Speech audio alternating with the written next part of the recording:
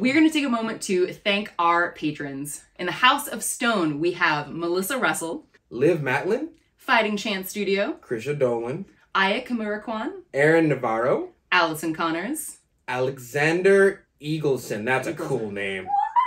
I love that so much. Okay, and then in the House of Flame, we have Spaghetti Sandwich, Pokela, Natalie Curry, Leah Tab, Katie Grant, JS, Francie Dillon, my mother, Cynthia Johnson, Corey Little, Birdie Tam, and we are welcoming to the House of Flame Amber Costley and Celeste Gantz? yes, that's my aunt. Celeste Gantz. Yeah. By the way, Birdie Tam, we saw your new studio. Congratulations. Hell yeah. And if you would like to support us and support the show, you can go to patreon.com/Lindsay M. Dillon. And now, for this week's blessing, we have an auditory experience.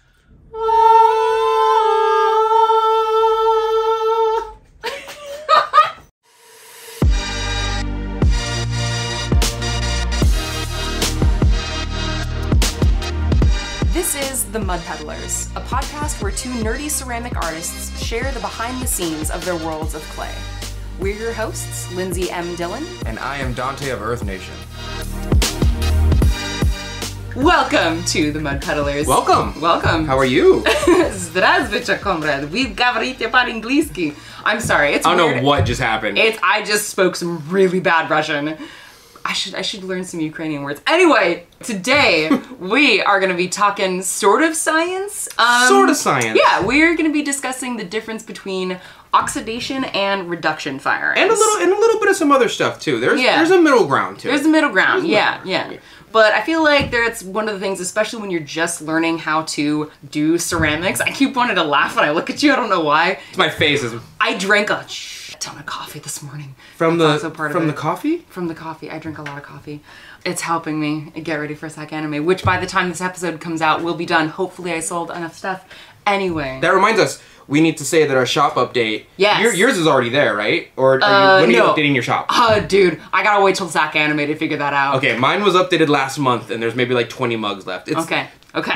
So, oxidation versus reduction. Oxidation versus reduction. A lot of you wonder, what is oxidation? What is reduction? And So- we're gonna do it now! Oh my god. We're gonna do it now! It's gonna be so great! It's gonna be so great! So, Dante, start it off. what is the main difference between oxidation and reduction firing? So if you have an oxidation kiln, it's most likely an electric kiln. Okay. Most people have electric kilns in their households. It's like Yeah.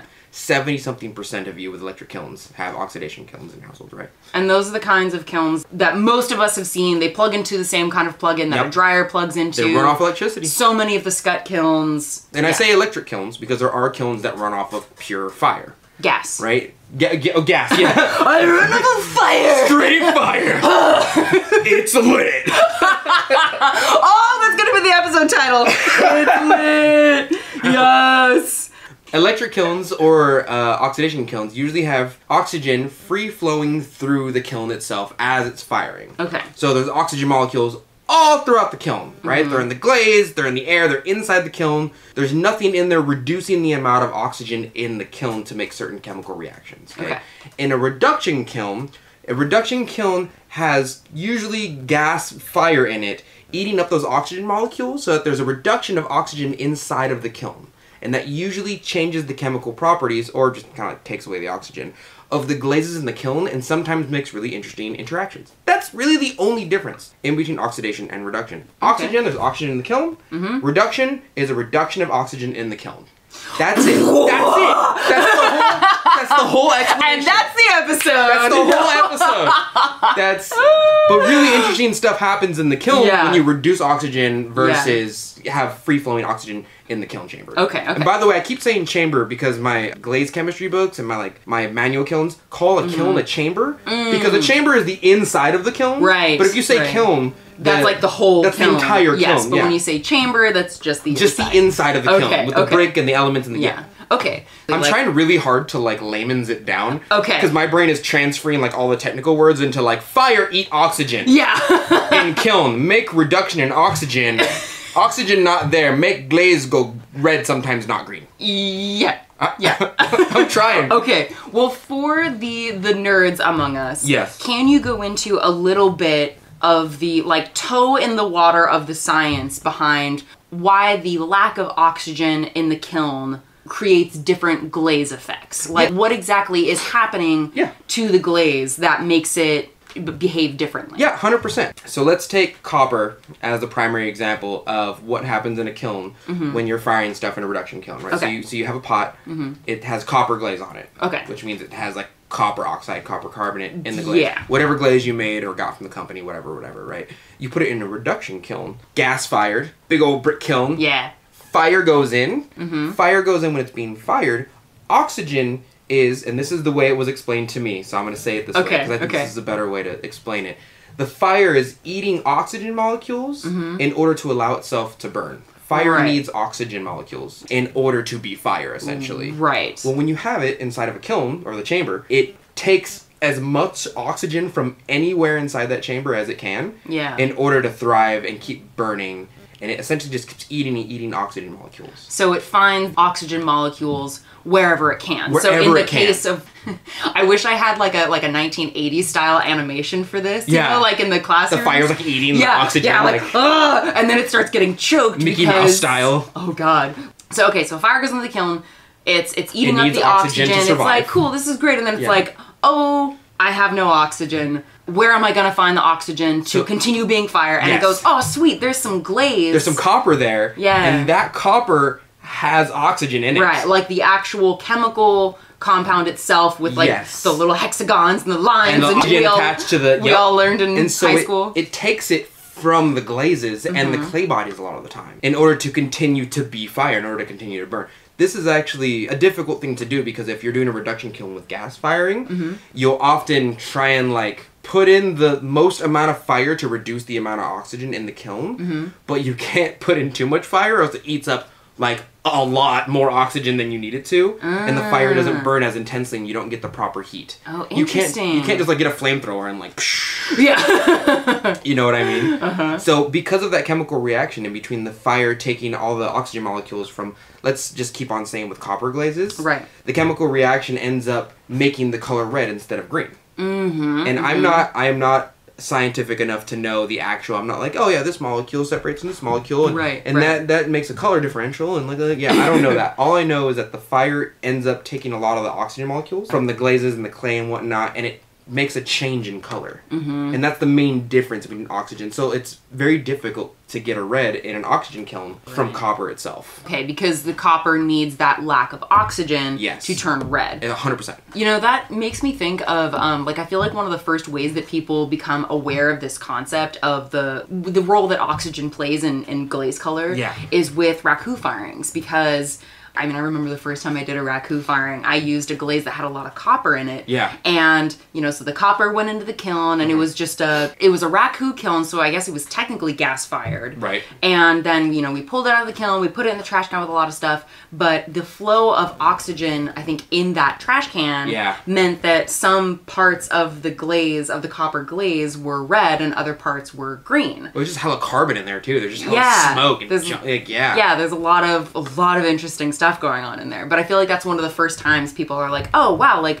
why does this one glaze turn out like two different kinds of colors? So even outside of the oxidation kiln versus reduction kiln or electric kiln compared to a gas kiln, there can be instances where oxygen still plays a role in how the glaze color turns out, like in a raku firing. Yes, and keep in mind there are kilns that are like, well, you can technically have an electric kiln that doesn't have a complete oxygenated atmosphere inside of it. There are kilns out there that are like fire, but oxygen kiln. You know, like ox kilns. And there are some electric kilns out there that are like, neutral kilns where you got a bit of both. Oh yeah, that's what I was going to ask is like, so, and again, I'm playing interview role today, which I love because I love getting to ask questions. And I love talking too much. Yay! I was going to ask, can you have a kiln that does both oxidation and reduction, and then can you do in a single firing, can you have both oxidation and reduction happening in the same firing? So I think when you ask that question, you might be asking for the kiln to be, for lack of a better term, like segregated into like, oh, the top half is oxygen and the bottom half is reduction. Well, sort of more like as I remember Sacramento City College, we had a couple different gas kilns, but throughout the firing, the professor would change the amount of oxygen going into the kiln. So I'm essentially answering the question myself now. Oh, you're good. But it's essentially, so I wanted us to talk about like how kilns can have both oxidation and reduction happening throughout the kiln. Like you have a period where there's like very little oxygen, and then you can adjust and have more oxygen to like maybe raise the temperature and then reduce it again. Yes. So how does that work? So usually I had like a huge kiln, so whenever I think about reduction kilns, I think about like this huge, like too tall person. Yoshio, the first kilns I ever worked in were cone 10 reduction kilns. And I thought like, oh, okay, this is how pottery works. You just need straight fire in there, I guess. But he had these things called flumes and dampers. They're basically holes in the kiln. He would basically put in and take out the holes in the kiln to let oxygen in or out of the kiln in order to make the oxygen go up or down, and he would control it that way. What? What are you doing? Step teacher, what are you doing? Step things going out in the... I'm just putting the brick back in the hole. But, oh my, I'm sorry. Teacher, no. Oh, no. Step ladder, no. Good Lord. I'm sorry. Carry on. You Carry good? on. We're good. I just had to... So, by controlling the flumes and the dampers, you can essentially control the flow of oxygen. But fire is going to continuously be going in there, right? Especially with the type of kilns I worked with, where it's like just gas fire in there, right? Okay. You can control. It's not like you plug up all the holes, you just put it in there and it works out. Right. You got to control the amount of oxygen. Yoshio, weirdly enough, could do it by just looking at the fire. Oh, that's cool. He would look at the fire and be like, "That needs more oxygen." He would like take out a hole or two, and then he would, you know what I mean? Yeah. He had some equipment as well that would read those things off, but most of the time he was just like, I could tell. Okay. You know, but you can get what is called a neutral firing kiln. I have seen one. I think Hishin, the person who's on YouTube. I'm sure a lot of you know him. And he has an electric firing neutral kiln. So just to preface this, it's weird. Generally speaking, Yeah. electric kilns tend to be oxidation kilns. Generally speaking, yes. Gas firing kilns, people tend to do reduction firings in gas kilns, but they can also be oxidation firings. Yeah,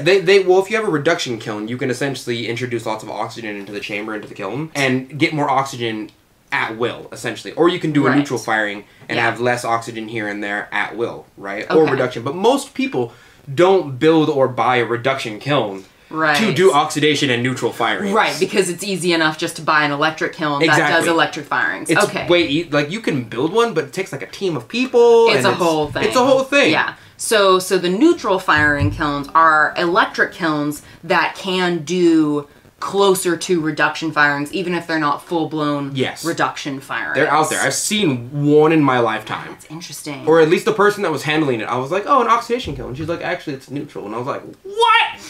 You can do that? And she was like, yeah, we can do that. We just got to do this. And my baby Potter brain was like, that's magic. I mean, ceramics is magic. Like, we're straight up freaking, it's madness. It's really bad alchemy is what it is. It's sick ass alchemy. I need to stop cursing. It's sick alchemy. Yeah.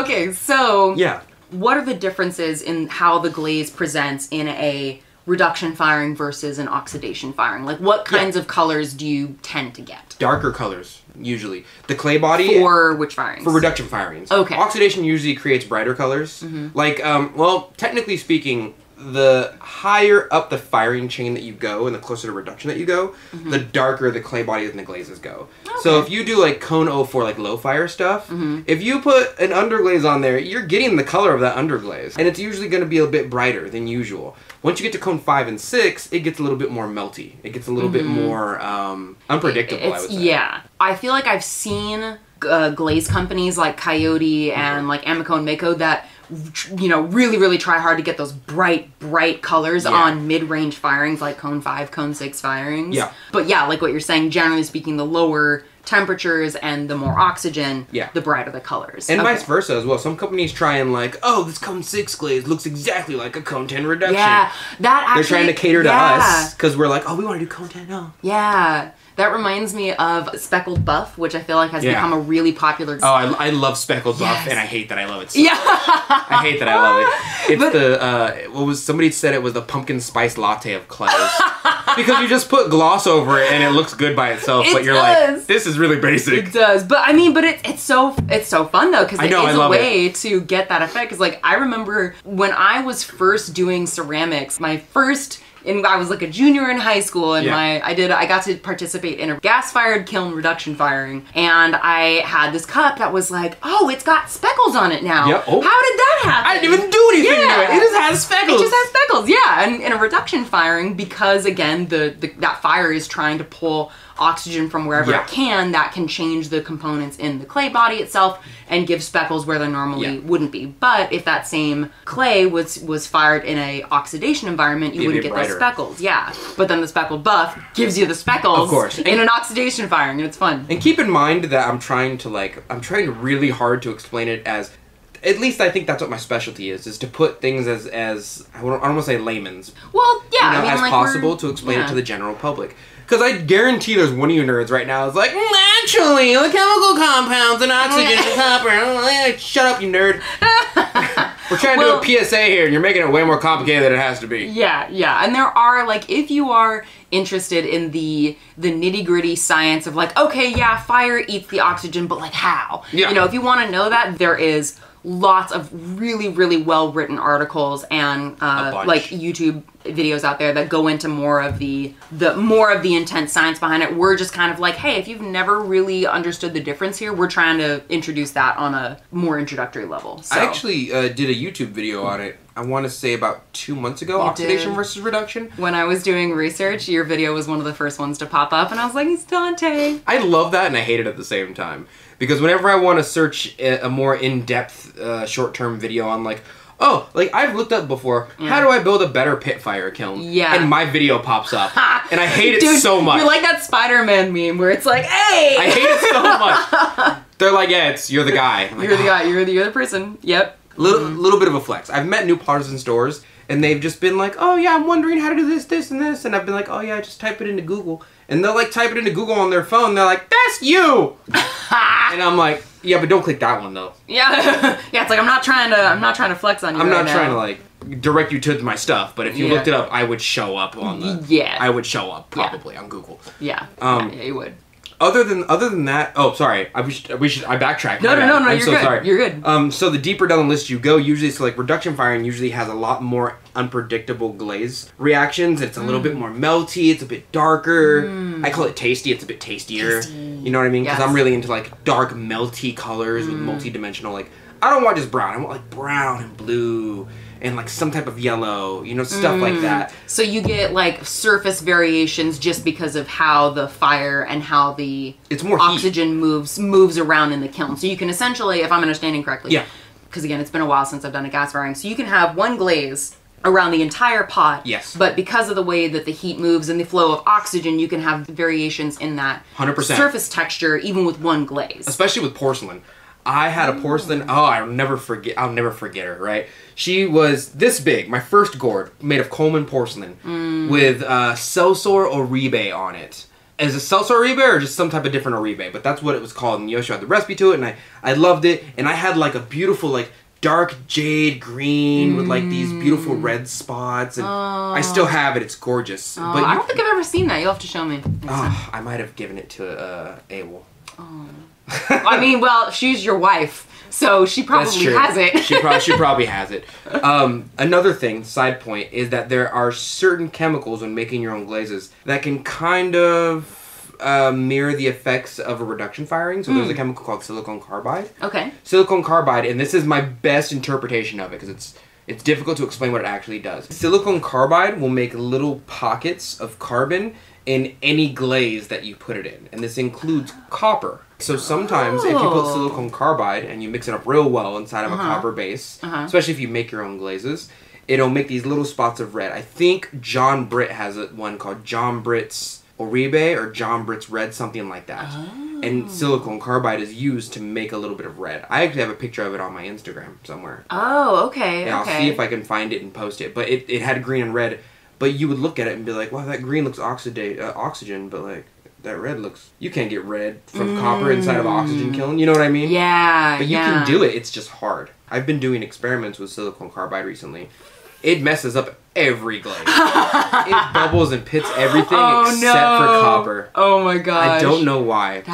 I'm sure Digital Fire has an article on that. Digital Fire, yeah. I Digital Fire anytime I look at a chemical, and lithium carbide's been the one I've been doing right now. But I look at the chemical and I'm like, what is that? Yeah. And then I'll search it and be like, oh, okay. Yeah. That's why they did that. Yeah, for some reference, we've talked about this before. Dante and I have talked about this before, but Digital Fire, again, for those science nerds among all of us, Digital Fire has is a website that has a lot of the nitty-gritty science behind the chemistry of ceramics. So if you are interested in like, what the heck does this chemical do? Or like, what is an oxidation firing? Right. It can go into the nittiest, grittiest details. Digital Fire and glazy.org are the two websites that I need in my life ever. Yeah. I don't even touch most of my chemistry books anymore. They not only have pictures and information that I need, but they always have like, if you're probably looking for this right here. And I'm like, oh, thank you. Right. It has like the chemical weight and the structure of it's great. It's fantastic.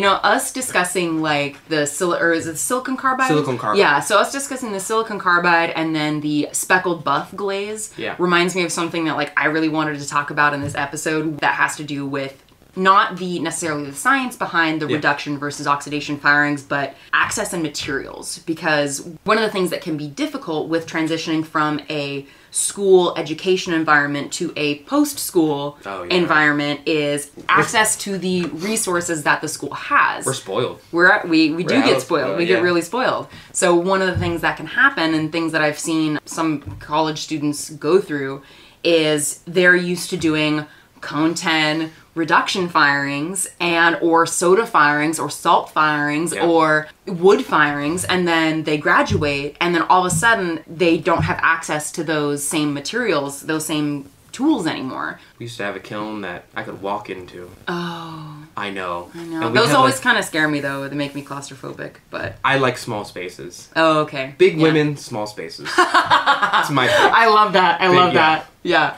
So I guess my little, part of this PSA. Yeah. Because, like, listeners will know that one of my biggest beefs is school environment's lack of preparing students for the post-school world. Oh, 100%. Yeah, like, how do you, like, the business behind ceramics. That's part of the reason we do this podcast is to fill that gap. I'm so sorry. Anyway, I apologize, Dante. I'm on that level today. Whew. Anyway, if you are in an environment where you're in school, you're learning ceramics for the first time, regardless of whether you want to continue ceramics as a hobby or as a professional endeavor, but I think particularly if you're interested in doing this as a professional endeavor, consider while you're still in school, learning what the other options are for firings, and just, even if it's in small ways, educate yourself or ask your professor, like, hey, I really like that we do cone 10 reduction firings here. Mm-hmm. Are there other places in this area, either stores, that have those similar kinds of kilns? 100%. Or, we do cone 10 reduction firings here, but I won't have access to that after school. Can you tell me a little bit about, or could I, in the class, work on some cone 5-6 oxidation pieces instead? 1000%. You get coddled while you're in school. You all the glazes are good for you, and half the equipment's clean, and you clean your table, and then the person next to you cleans their table, and then over time, everyone's table's clean. But when you have your own studio, you gotta clean your whole studio. Like, that's your responsibility. Yeah. Everybody cleans their own dish in the household. There's no dishes. But, like, you're in a space where you just have a pile of your own dishes now. Yeah, you gotta deal with your own stuff. But. Yeah, and it's, like, all the chemical, like, when you think about it, that 5-gallon bucket of glaze in your class that they let you have, or the bottles of glaze, either cost $17 each or $300 a bucket of, like, 1,000 grams of copper. You know what I mean? It's, you get very lucky, and especially with the firing process, because if I were to really break it down, and this might be a bit of a tangent, ceramic art in and of itself has, like, 5 different forms of art that you need to master individually in order to be good at the whole process. Right.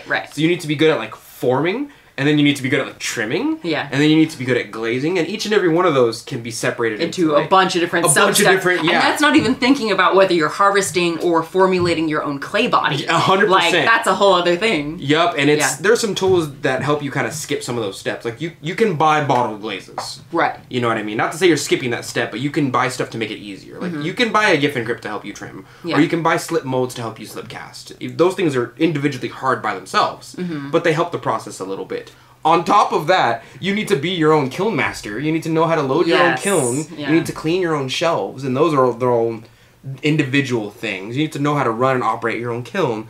You get very lucky in school when you have someone who just does that for you. Yeah, yeah. Like, most of those things are done for you. And I'll say that for electric kilns, because I think it would be fair to say that outside of an educational environment, the easiest thing to do is to get a oxidation kiln. Yeah, that's the easiest to hold in the household. Yeah. The nice thing is, firing one of those is super, super easy. When I was in school, we did oxidation cone 5 firings, but the kilns themselves had their own firing schedule that the studio technician created. Yeah. When I got my kiln, I literally just did there's 3 buttons to push to do a firing, and it's super easy. Super easy. But if you are, again, if you're used to being in an educational environment where the studio technician spends 12 hours adjusting a reduction gas kiln firing to change the, if somebody else is taking care of the most complicated firing processes, the airflow and the then just know that that's going to be not that you can't do it, because obviously you can learn how to do that, of course, but that's going to be a step that you'll need to learn before you graduate if you want to continue to do that same kind of work. So I feel like you have 2 options. You can either figure out where other similar local resources can be and adjust your making to those parameters, or like using the silicon carbide, or speckled buff glazes, find ways to mimic those effects that you like in a less complicated environment of being able to maybe buy your own kiln. But again, of course, then that's assuming you have your own studio space. That comes with some privilege. That comes with you gotta have space and time, and money, and you know what I mean. I do think most ceramic supply stores or studio spaces do oxidation firings. Like Alpha does oxidation firings. I think Sincere Ceramics does oxidation firings. Verge Center for the Arts does oxidation firings. They're just the IMCO, that tends to be the most common. It's only when you get up into and I don't mean to say this is a higher tier than the others, but once you get into the upper echelons of art, that's when they're like, oh, you use this unknown chemical in the glaze. Oh, reduction fire. There is a certain space of the ceramic art world where they're like, oh, it's low fire. Oh yeah, I mean, admittedly those though, people dude, suck, but we were those people though. Yeah. On an earlier episode when we were talking about glazes. Look, I love low. I mean, not glazes. When we were talking about choosing your own clay, Yeah. and somebody called us out on it, which I actually really appreciate. Yeah, no. Because we were totally being like, low clay, it's worse clay, and it's like, no, it's just we were just being those people. We come from a functional point of view where it's just less functional, but from an artistic point of view, that's not necessarily true though. It's 100% true. Okay. We will peg that. Good Lord. We will bookmark that. We will bookmark that. No, keep going. As another episode. Actually, I would really love to learn about that. I hate low fire clay. I love low fire glaze. That's fair. Okay. Yeah. If that makes sense. Yes. Because I don't like it. I think it comes from the fact that I worked with Steve's White one time and I got hives and I was like, I hate this. I'm allergic to this. I don't know, but I'm probably allergic to it in the same way that people who eat a piece of bread and get a stomachache one time are like, oh, I'm gluten intolerant. But they never went to go get it checked out. Oh, okay. They just kind of correlated one thing and now it's stuck in their head. Right. Somewhere. Yeah. So you like the glazes that come with low fire oxidation. Yeah. Because the glazes that come with low fire oxidation, or low fire in general, when you buy the bottle, that's the color you're gonna get. Mm-hmm. You buy some red, you're getting that shade of red. Yeah. But the higher the fire you go, the more melty and the more temperature and the more heat it takes in, the more, even my personal made glazes, my Randy's red turns 3 or 4 different colors. Yeah. I've never done it in low fire, but I bet it would stay one color on low fire if I developed it to be a low fire. You know what I mean? Yeah. It wouldn't be red though. Yeah. It would not be red. I feel like it also does depend on the glaze, because I've bought commercial mid-range fire glazes that like the thing that you see on their test tile label is what you get in the kiln. Like I've seen that happen. My biggest pet peeve. It's my biggest pet peeve because like, in my mind at least, from my experience, the lower you go, the more accurate the bottle is. But the higher you go, there's a higher chance of like, I don't want to name any companies because I feel like, what if they sponsor us one day? Right. But at the same time, my biggest pet peeve is looking at the bottle, testing the glaze, and being like, this isn't it. This isn't at all what the bottle. Yeah. This is, and then I water it down, and it's still not it. And then I like put CMC, I play with it a bit, and I'm like, I do like 10 pots, and I'm like, none of these are purple. These are all just like dark blue. Oh, that's funny. That's interesting though. I hate it so much. If I do a glaze review video and that happens, I'm like, I hate this glaze. Oh, yeah. Yeah. There's a picture on the bottle, and it didn't come out how the picture on the bottle said it would. Yep. I hate it so much. Bringing it back around that comes to reduction firings is that there can be a lot of variation, and that can be awesome. Yeah. And it can also be a thorn in your side. I've never seen a bottle of Cone 10 reduction fire glaze. I've only ever seen them be made and developed. Yeah, same. Which I think is... Because again, it's like the most common... The easiest firings and the easiest glazes to get access to are mid-range Cone 5, Cone 6. Yeah, oxidation glazes. I'm sure you can develop them, but like... Oh, yeah. I don't know. I don't know if that's like some weird form of like gatekeeping where it's like, no, we don't put them in bottles. You gotta make your own glaze if you want to get that high, okay? But at the same time, I'm like, I've just never seen it. You know, I just thought of a song that could perfectly encapsulate this conversation. Yeah. Can you take me higher? All right, okay. All right. To a place where I am. We're done now. All right.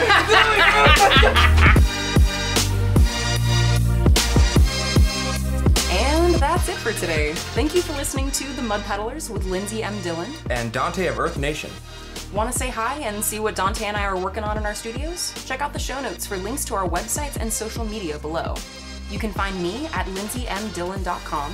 That's LINDSEY, M as in monster, DILLON.com. And on Etsy, Instagram, and Facebook at Lindsay M. Dillon. And you can find me at Earth Nation Ceramics. It's spelled exactly how you think it's spelled, but you can also find me on my Facebook fan page and Instagram at the same name at Earth Nation Ceramics.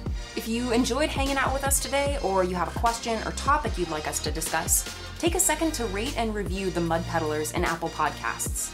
It helps our podcast reach new listeners, and we really appreciate the feedback. Thanks again, and we'll catch you next time.